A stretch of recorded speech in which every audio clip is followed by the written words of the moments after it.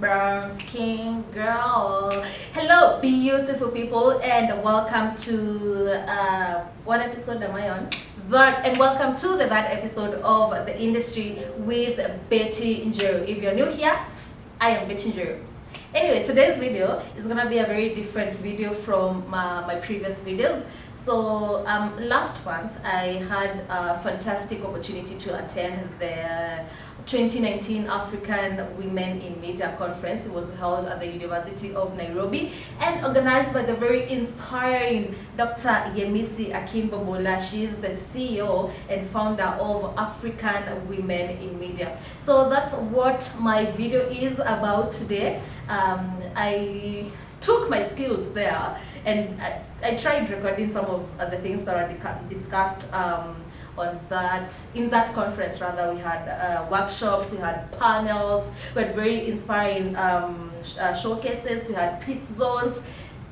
A lot of stuff went down, and of course your girl came through, and of course we also had very powerful women from different countries across Africa, say Nigeria, Kenya, South Sudan, Uganda, Tanzania, Rwanda, Ethiopia, name it.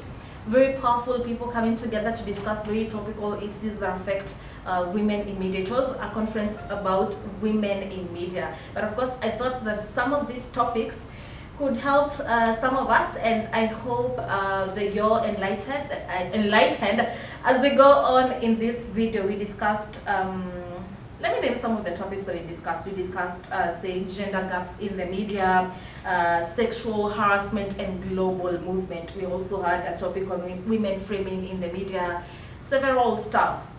We had Biola Alabi, the CEO of Biola Alabi Media, speak to us. Adele Onyango, she is the founder of the Adele Onyango initiative. If you're Kenyan, at least you have an idea. You have an idea who Adele Onyango is. Shefa Okore. Shefa was fantastic. She is the Chief of Trade and Investment at the Pan-Africa Chamber of Commerce. We also had another awesome person. I thought she was a very good speaker, Esther Ama. She's from Ghana. She's the director of the EAA Media Productions in Ghana. And you're going to see some of those people in my video, or maybe not. We'll know as we go on. And of course, your girl came through. I also had the chance rather to showcase what I do, to tell the people what I do and where they can find me. And I am going to insert that clip somewhere in this very, very long video. Now, I am asking you that you bear with me because some of these videos were a bit shaky. My skill is not up there. But anyway, bear with me, and I hope this video educates you, enlightens you, inspires you to do something, to start something rather, We'll see, we'll know. Let's get right into it.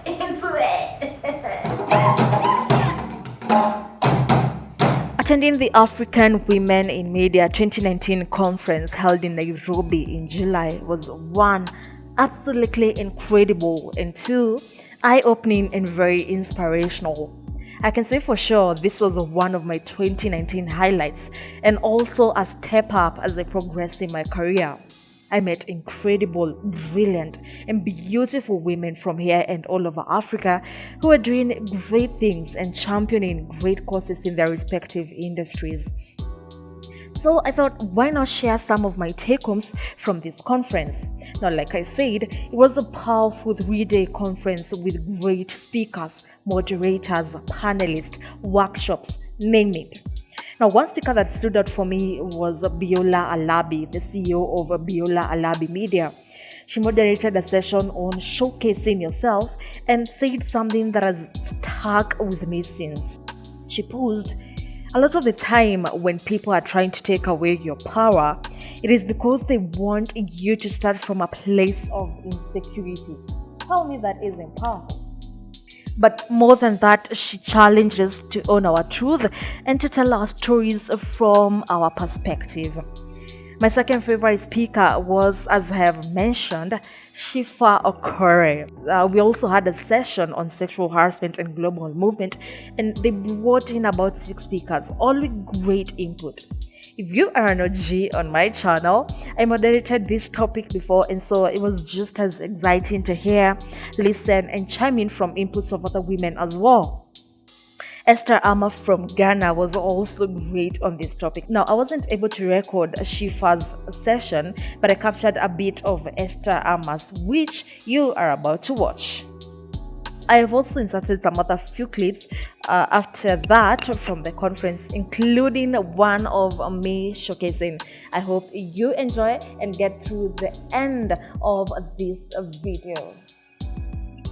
He liked them smart. Faith said no, and she kept saying no for 12 months, but they called her a liar. They didn't hear her no, and so in our culture, in our community, in Ghana society, what girls are taught is just say no. They don't tell you what happens when you say no, and then the head teacher and the other teacher and the school counselor and the bursar calls you a liar. So, Me Too in the United States was about the workplace. My work was saying, how do you culturalize a movement so that it fits into, speaks to, and engages those within another culture, another country, another region? What does that look like and what does that mean? That's my work. So, this is how my company, EAA Media Productions, of which I'm the director, dealt with culturalizing a movement, taking it from the United States, being inspired, but looking at what's happening in Ghana, where I live, and at a point of vulnerability for these girls. Watch this. Survivors and victims get shamed, stigmatized.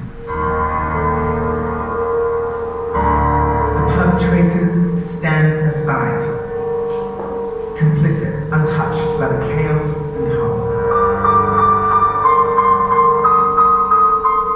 In 2009, Plan Ghana did some research. It revealed 2 things. Age of vulnerability to sexual abuse is 13-year-olds, predominantly girls. The second thing, one of the top 5 groups of men who sexually abuse, teachers. Research done, findings revealed, a narrative shift. Focus, shine a light and lens on the perpetrators. Narrative shift begins. So here, in Ghana, we regionalized and culturalized it. Me Too became Time's Up GH. Content creators EAA Media Productions bring our skills to the Coalition Against Sexual Abuse, CASA. One campaign, one company, one civil society organization, one nationwide vision. Create institutional action from what is treated as individual issues.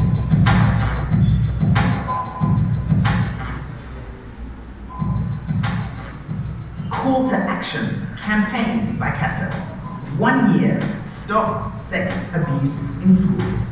So I challenged myself, last year in 2018 I challenged myself and asked myself, now that I'm in a position, I am behind the scenes, what am I doing, how am I going to better younger female journalists like me in media? What am I doing to better the women in media? And so I want to pose the same question to you here in the audience. What are you doing in your capacity to better the women in media? And so just very recently I started my own YouTube show, The Industry with Bettingery, where I host people in this space because I have a passion for women and girls and young girls. So I started a YouTube show to host and discuss topical issues that affect female journalism,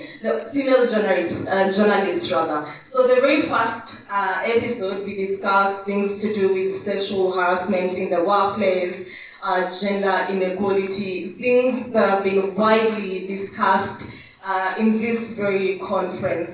And so I want to pose the same question to you this afternoon. What are you doing in your capacity to better the women in media? Dr. Yemisi here has hosted an entire conference in Kenya of African journalists. Why don't we have more of us women coming up to encourage younger female journalists? Because why don't we have a Dr. Yemisi 2.0, a Dr. Yemisi 3.0 from this very audience? And besides that, I am also looking for, time to showcase now, I'm also looking for partnerships and sponsorships for my YouTube channel to be able to reach a larger audience, because right now, as it is, I can tell you for a fact, it's just me and my 10 friends who are watching the videos on my YouTube channel. So my YouTube channel is The Industry with Betty Njeru. You can go The Industry with Betty Njeru. If you have a phone right now, you can search me on YouTube. Go watch, leave a comment also. And also share it to your friends, and let's reach as many women as possible. Let's make this a global movement. Thank you very much. Thank you very much. Thank you very much, Bessie. Thank you. Right.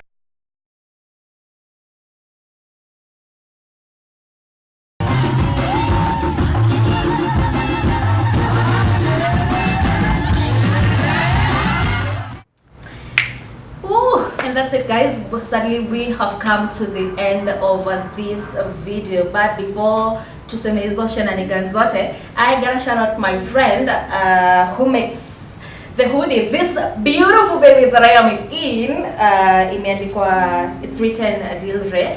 So my friend makes this. I think he also makes jeans, t-shirts, that kind of stuff. He is a company. I'll put his details in the description box below. If you want this beautiful baby, if you want to look as good as me, anyway, you can contact him.